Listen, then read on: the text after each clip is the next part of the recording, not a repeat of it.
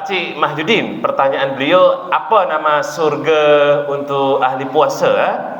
Nama surga ahli puasa nama Babur Royan. Babur Royan. Nabi menyebutkan dalam sebuah hadis, idza dakhalu ahlus shaimun fa ughliqu. Kalau kemudian ahli puasa sudah masuk ke pintu surga Babur Royan, maka ketika sudah masuk semua, terkuncilah rapat pintu surga namanya Babur Royan. Itu Pak ya, nama. Oh, Masya Allah.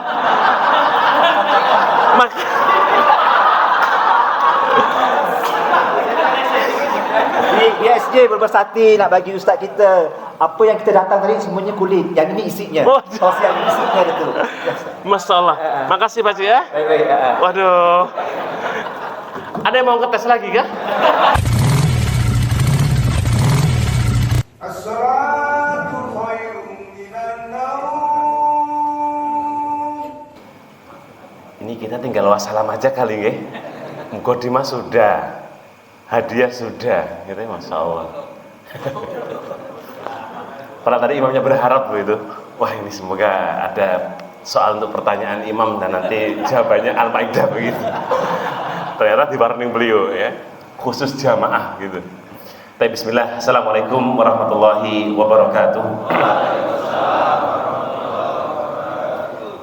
Innal hamdalillah lahul hamdu bil ula wal akhirah wa lahul hukmu wa ilaihi turja'un. Asyhadu an la ilaha illallah wahdahu la syarika lah syahadatan wa a'malu bi a'malina wa aqwalina fi sabilina wa asyhadu anna Muhammadan abduhu wa rasuluhu al-qail taraktukum alal mahajjatil bayda lailuha kanahariha la yazidu anha illa halik.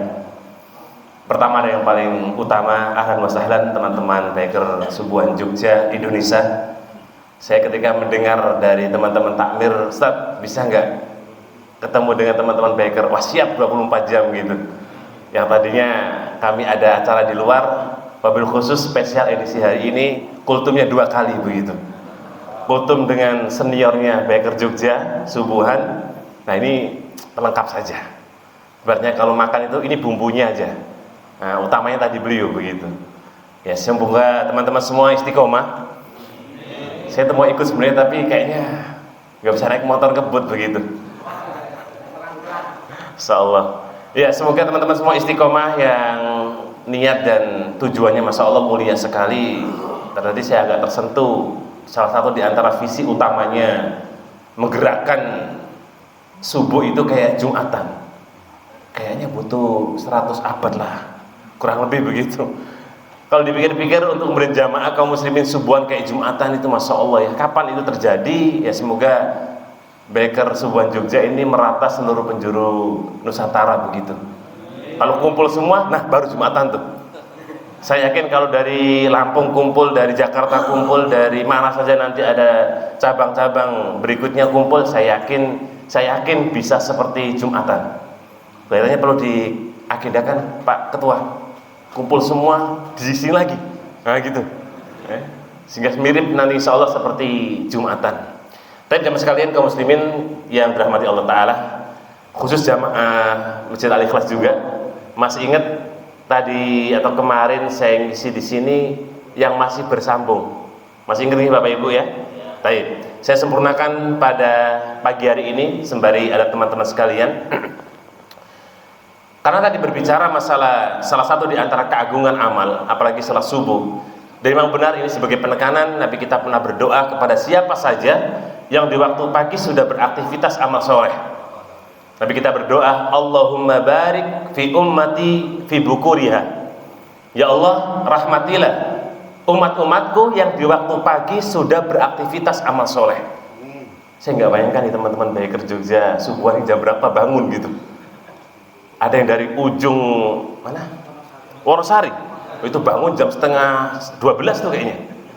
Prepare motor gitu ya. Purbalingga. Masya Allah. Singapura. Thailand. Serius nih? Mana? Singapura mana? Masya Allah. Itu beliau berangkat sudah sebulan yang lalu tuh. Singapura. Mana lagi? Tegal.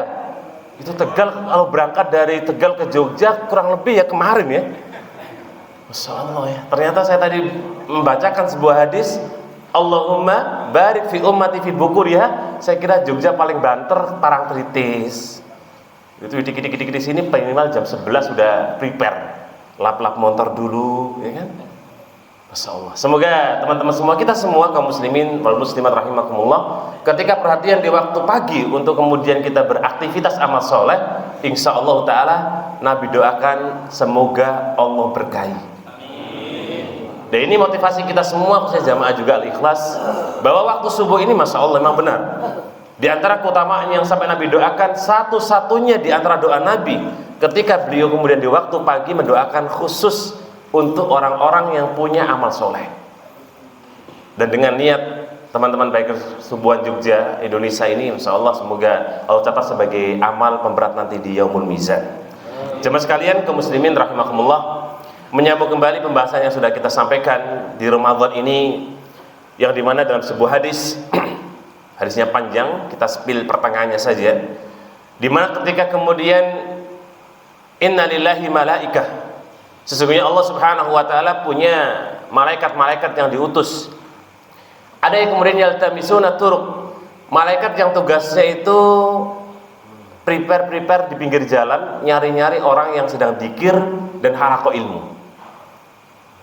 Maka di saat ini di kanan kiri kita jamaah sekalian ada malaikat, sehingga upayakan jangan ngantuk, nanti disenggol malaikatnya, bangun gitu kan.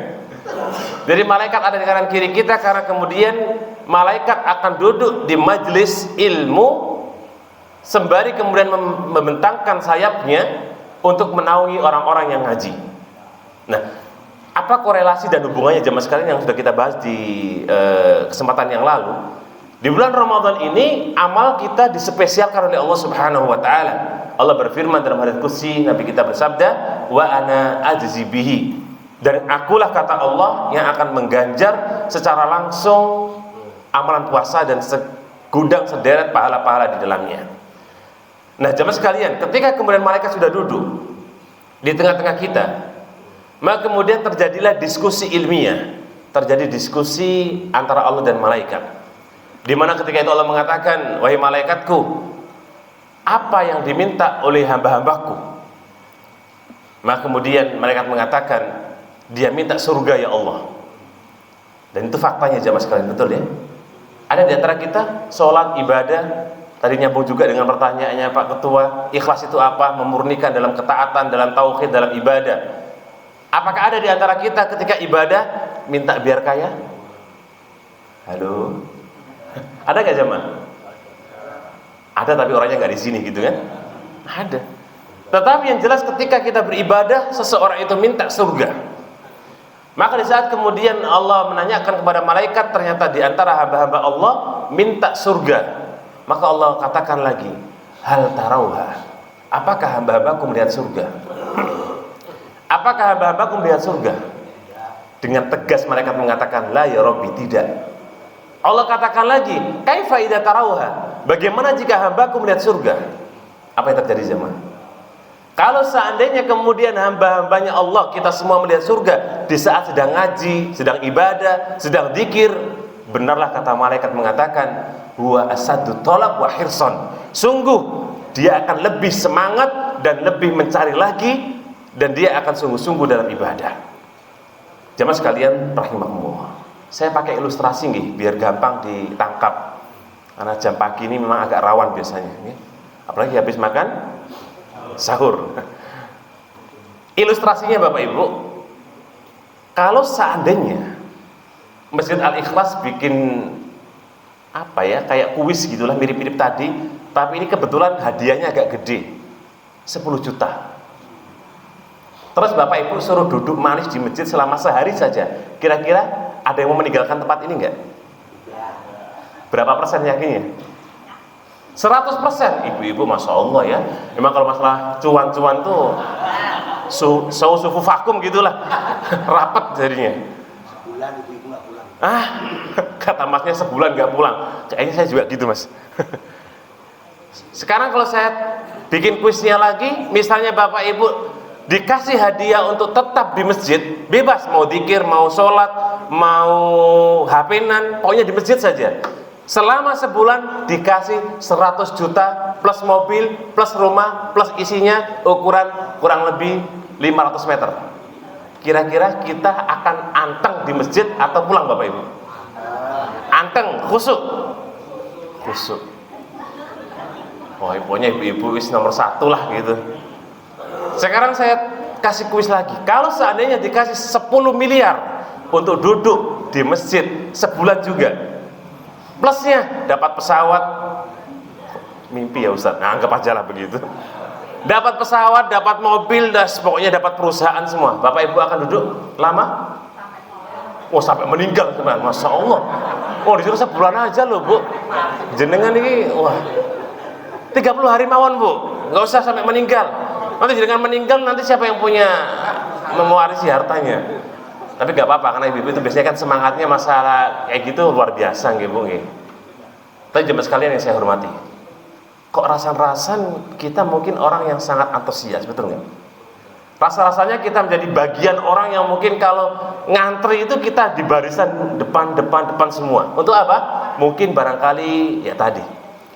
Bayangkan jemaah sekalian rahimahumullah, kalau seandainya kemudian Allah singkapkan sedikit lubang surga di saat kita ngaji, mungkin nggak kita gitu kemudian ada yang misalnya apa ya, mau beranjak pulang, mau buru-buru kemudian keluar. Kira-kira seandainya ketika Allah kemudian bukakan sedikit nikmat surga, kita bisa melihat di dalamnya ada apa saja di surga. Oh, banyak. Yang paling terkenal apa? Nah, kan udah tak tunggu-tunggu nih jawabannya beliau. Ada bidadari yang kemudian usianya mahasiswi semester akhir, ya kan? Mateng papat meneh. Mateng papat meneh. Lebih Mas. Bahkan 25 bisa Mas. Nih. Bayangkan ketika kemudian Allah bukakan sedikit nikmat surga ketika kita ngaji, maka kata para ulama, wallahi kita nggak akan beranjak dari tempat itu sampai kiamat jemaah. Sampai kiamat. Kalau ibu tadi bilang sampai mati, nah itu mungkin sampai meninggal. Kenapa? Karena begitu nikmat dan dahsyatnya kenikmatan surga. Dan itu ada di bulan Ramadan jemaah sekalian. Ketika Nabi kita bersabda, "Absir li ahlik, idza ja'a Ramadan futihat abwabul jannah." Silakan kasih kabar baik kepada keluarga-keluarga kalian. Apabila datang Ramadan, Allah bukakan 8 pintu surga. Bayangkan, kita ini berapa jam sih Bapak Ibu duduk majelis ilmu? Paling kalau kultum subuh paling banter itu kalau ustaznya agak-agak mungkin ya malas baca ya 10 menit gitu. Paling banter ngaji itu berapa sih? 60 menit. Makanya ketika kemudian duduk majelis ilmu cuma sebentar, kadang-kadang masih ada yang dikorupsi, izin sebentar ya. Padahal kalau ini teman-teman baik kalau di luar ya Masya Allah ya, amal soleh yang lain. Tapi yang enggak amal soleh di luar sana tuh, kadang-kadang ada orang nongkrong nggak jelas itu 1 jam, 2 jam, 3 jam, 4 jam, 5 jam betah. Ada yang bahkan main game anak-anak muda kita itu sampai seharian full, mereka betah. Suruh duduk ngaji aja 10 menit, 15 menit, 20 menit sudah kayak kakinya itu digigitin semut, gatal semua itu. Masya Allah ya. Kenapa coba sekalian? Karena surga itu mahal. Kalau seandainya surga itu murah, maka semua orang bisa mendapatkan. Kalau seandainya surga itu gampang diraih, maka semua orang itu akan gampang untuk mendapatkan surga. Salah satu di antaranya, sholat subuh berjamaah itu sesuatu yang berat betul. Bahkan Nabi itu kasih tanda-tanda, kalau ingin lihat orang-orang munafik, lihatlah nampak nggak sholat subuhnya. Ini makanya Pak Ketua, nanti kalau teman-teman nggak nampak, nah kurang lebih gitulah. Tapi benar, ketika Nabi pernah suatu ketika zaman sekalian, beliau ngabsen para sahabat. Beliau habis subuh, beliau tengok ke belakang. Nabi itu kebiasaan habis sholat, beliau tengok ke belakang. Di absen sahabat satu-satu, fulan. Tiba-tiba ada salah satu sahabat yang tidak kelihatan oleh Nabi, yang bernama Abdullah bin Mukhson, ya, radhiyallahu taala anhu. Maka Nabi katakan, "Aina Abdullah bin Mukhson?" Tiba-tiba orang yang paling ujung belakang yang suka masbuk tuh, dan yang suka masbuk itu ternyata dia munafik. Dia mengatakan dengan lantangnya di tengah-tengah sahabat terbaiknya Nabi, "Dalikal munafik ya Rasulullah." Itu temanmu munafik wahai Nabi, katanya. Langsung ditengok oleh Nabi, ternyata ini ternyata orang munafik juga. Oh, Nabi itu punya list data kok orang-orang munafik siapa saja. Gembong-gembong munafik itu semua terdata dengan rapi oleh Nabi. Nabi tahu, cuma nggak dikabarkan oleh para sahabat kecuali satu orang. Siapa jemaah? Yang memegang list nama orang-orang munafik selain Nabi, sahabat Hudzaifah ibnul Yaman. Maka Nabi tahu, oh dia munafik. Maka Nabi katakan, la taqul dzalik. Jangan ente ucapkan itu wahai fulan. Ala ta'lam annahu qad qala la ilaha illallah. Bukankah dia sahabatku telah mengucapkan kalimat la ilaha illallah, artinya dia muslim. Maka hikmahnya sesama muslim gak boleh kemudian kita saling menuduh, gak boleh menjelekkan, gak boleh gibai, gak boleh kemudian kita menjatuhkan kehormatan saudara kita ya. Nabi dengan dengan tegas menjaga kehormatan seorang muslim. Nah, berarti subuh ini punya salah satu di antara ciri-ciri. Kalau nggak nampak subuh, maka dia bisa ditandai dia munafik. Makanya Masya Allah ini program dari kegiatan teman-teman baik ke Subuhan Jogja Indonesia ini, kalau semuanya orang Jogja bisa diarahkan semua, mengangkat kemunafikan di Jogja gitu kan.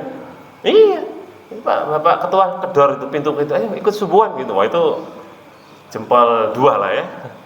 Tapi ini kan baru sukarelawan ya, apalagi tadi Baker Subuhan Jogja nggak madang CC. Wah, berarti CC yang tek-tek pelan-pelan masih bisa ikut ya, masih aman, nggak ketinggalan nih.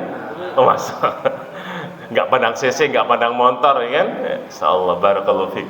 Tapi jamaah sekalian kaum muslimin rahimakumullah, yang terakhir ya, karena tadi kita berbicara masalah kemudian ketika surga dibukakan ketika kita ibadah, maka kemudian Allah pun bertanya apa yang diminta dan apa yang dikhawatirkan oleh hambaku ketika dalam beribadah. Kata malaikat, mereka meminta agar tidak dimasukkan ke neraka.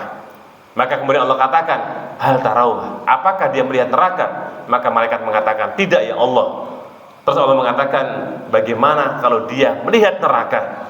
Maka kata malaikat, huwa asaddul makhafah au mukhafatan, maka sungguh dia akan takutnya luar biasa, dan dia tidak akan kemudian pergi kecuali lisannya penuh dengan dzikir, dan dia akan beribadah dengan giat. Maka ini menunjukkan jamaah sekalian rahimakumullah, memang karena ada hikmah juga ya. Kebaikan keburukan itu Allah tidak nampakkan. Coba aja bayangkan Bapak Ibu, kalau kebaikan keburukan itu dinampakkan, enak kita tolak ukurnya. Misalnya ini kebaikan nih, lebih tinggi daripada keburukan, mencuri dulu lah, nanti sholat dulu, nanti nyuri lagi, sholat lagi, sehingga orang tidak punya ruh dalam ibadah, sehingga Allah sembunyikan pahala dan keburukan. Dan sebagai closing, di bulan Ramadan spesial edisi, hanya ada 1 bulan yang Allah keluarkan segudang kebaikan, yang itu Allah sembunyikan ganjarannya secara langsung, nanti dari kiamat akan ditunjukkan. Nabi kita bersabda, kullu amali bani Adam lahu, semua amal anak cucu Adam untuk dia. Sholat diganjar langsung, bahkan haji Allah ganjar langsung. Tidak ada ganjaran bagi orang yang haji yang mabrur kecuali jannah, surga. Ya kalau yang mabrur ya habis uang gitu aja. Tapi kalau kemudian mabrur, ganjarannya surga. Allah bayar kontan jemaah. Tapi untuk puasa Masya Allah, dan amal yang kemudian berkaitan dengan bulan Ramadan spesial Allah rahasiakan. Ya semoga amal kita semua menjadi amal yang melambung tinggi jemaah. Karena di pertemuan yang lalu bagi jamaah Masjid Al-Ikhlas sudah saya sampaikan, orang yang bertemu Ramadan dengan yang tidak bertemu Ramadan itu bainas samai wal ardi. Perumpamaannya seperti langit dan bumi, jaraknya dia jauh jemaah. Bahkan kata Ibnu Qayyim rahimahullah ta'ala, kalau seandainya 1 bulan ini kita cukup untuk bisa membayar 11 bulan yang akan datang. Kenapa? Karena begitu agungnya dan istimewanya. Maka manfaatkan dengan baik mumpung masih kita berada di tengah-tengah Ramadan, dan silakan ya, banyak untuk kemudian falyatanafasil mutanafisun, fastabiqul khairatnya, segera kemudian kita segerakan kebaikan. Semoga Allah berikan kemudahan. Wallahu taala a'lam bishawab. Demikian semoga manfaatnya. Dan bagi teman-teman biker Subuhan Jogja Indonesia, mungkin habis ini jalan lagi ya. Semoga Allah berikan kemudahan, kelancaran, dan tidak ada halangan satu apapun. Dan semoga saya berharap bertemu lagi dengan panjenengan semua dimanapun. Mungkin bisa di nggih monggo. Saya semoga bisa ketemu lagi nanti di lain waktu sama panjenengan semua. Untung-untung nanti saya bisa ikut gabung begitu. Insyaallah. Barakallahu fikum, jazakallahu khair. Tadi beliau mau angkat tangan, mungkin mau ngajak ke Singapura mungkin. Monggo. Saya ada muskil sikit. Oh, muskil sedikit. Apa nama surga yang orang suka berpuasa? Aduh, saya mau bareng kayak bahasa Malaysia nih ya. Saya di Malaysia 4 tahun, tapi nggak bisa Malaysia. Cuma bisa karena studi ya, bukan bicara Malaysia. Oke, pertanyaan Pak Cik siapa? Nama? Pak Wahyudin. Nah itulah ya. Pak Cik Mahyudin, pertanyaan beliau, apa nama surga untuk ahli puasa? Nama surga ahli puasa nama Babur Rayyan. Babur Rayyan. Nabi menyebutkan dalam sebuah hadis, idza dakhalu ahlus shaimun fa ughliqu. Kalau kemudian ahli puasa sudah masuk ke pintu surga Babur Rayyan, maka ketika sudah masuk semua, terkuncilah rapat pintu surga namanya Babur Rayyan. Itu Pak ya, nama.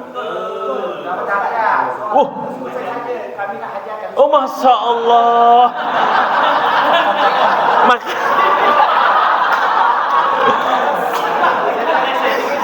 Ini BSJ berbesati nak bagi ustaz kita. Apa yang kita datang tadi semuanya kulit. Yang ini isinya. Oh. Sos yang isinya itu. Masya Allah. Makasih Pak ya. Baik. Waduh. Ada yang mau ngetes lagi kah? Agaknya ada, tapi untuk ibu-ibu. Sebab kami tadi di sana bapak-bapak, ibu-ibu kesepian, tak aktif sangat kan ya.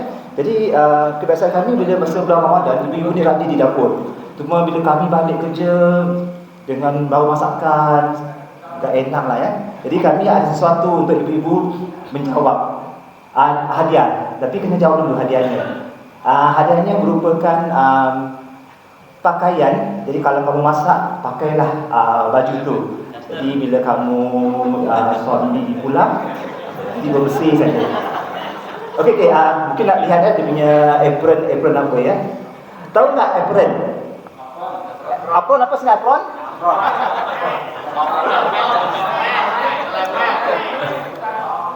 Ini Pak Cik bawa hadiah banyak kah? Ya khusus buat ibu-ibu. Waduh. Oh, BSG. Makasih ya BSG hadiahnya ini. Wah, ini. Oh, Masya Allah. Spesial ini ibu-ibu nih.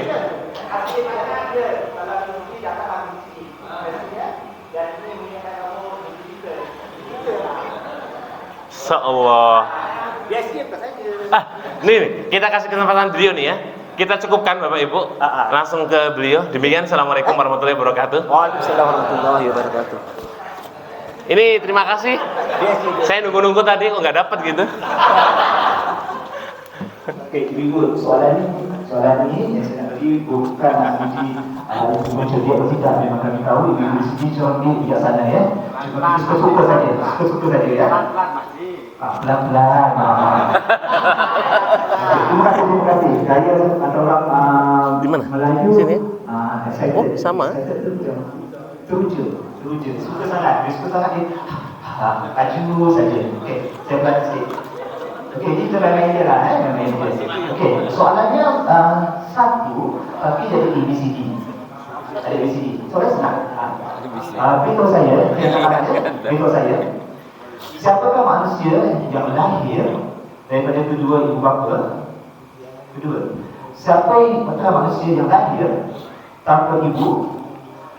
Siapakah anak ataupun manusia lahir tanpa bapa? Dan siapakah manusia lahir tanpa kedua-dua? Okey, soalannya sekali lagi ya. Ini untuk kita suka informasi semua ya. Banyak yang tahu. Siapakah manusia yang lahir daripada ibu dan bapa? Siapakah manusia yang lahir daripada bapa?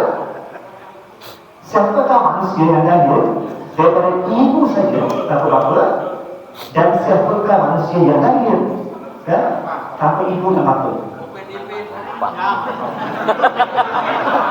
Cuba tak dapat tanda 4, 3, 2, 1 boleh juga. Kita berfungsi saja. Bu, ayo bu. Perlu di transit nggak, Ki? Transit, okey, tak apa. Sekolah mudah. Kita cancel. Okey, di sini, di masjid ni, menyambut hari Aidilfitri kapan? Itu saja. Aidilfitri kapan?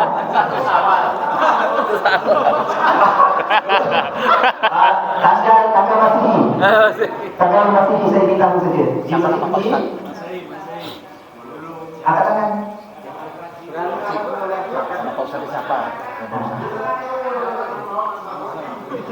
Okey, bu. Kalau itu susah tak bu? Bu, ini baju memang mau beli, dia semua beli. Bu, siapa nama saya bu? Nama saya. Nama saya siapa bu? Tolonglah.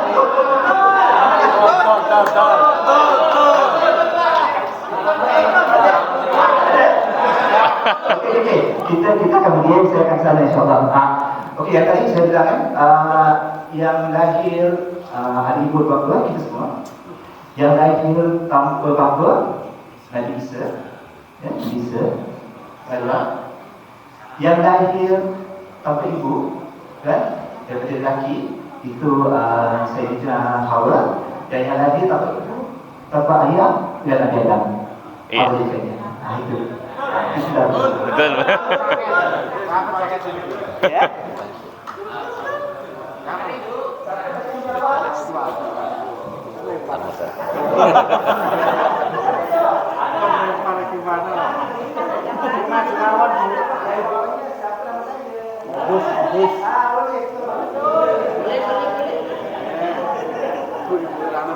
Udah, ditutup aja.